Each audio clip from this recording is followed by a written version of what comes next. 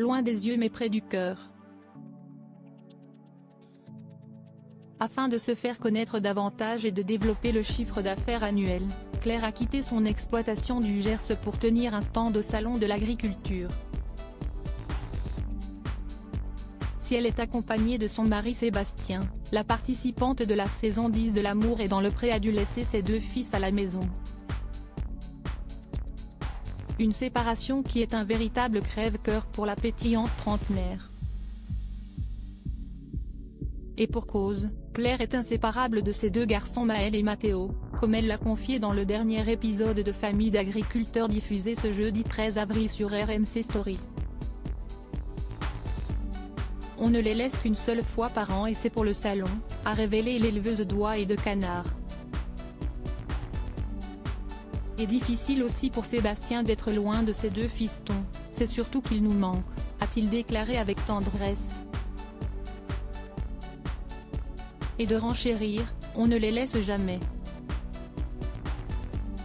Dès lors, les 2 parents n'hésitent pas à profiter d'une accalmie pour passer un coup de fil à leurs garçons. Quand ils ne sont pas surveillés par leurs grands-parents, les 2 bouts de chou sont sous la garde de leur oncle et de leur tante. Et les 2 garnements semblent être entre de bonnes mains, en témoignent les images de l'appel vidéo. De quoi rassurer Claire et Sébastien, très protecteurs et proches de leurs garçons. Supérieur à L'amour est dans le pré, ces couples mythiques sont-ils toujours ensemble? Claire, L'amour est dans le pré, un drame qui a bouleversé leur vie. Il y a 2 ans, Claire et Sébastien ont perdu leur 2e fils, quelques heures seulement après sa naissance. Après cette terrible épreuve, l'agricultrice a décidé de lever le pied sur son exploitation afin de consacrer plus de temps à ses fils.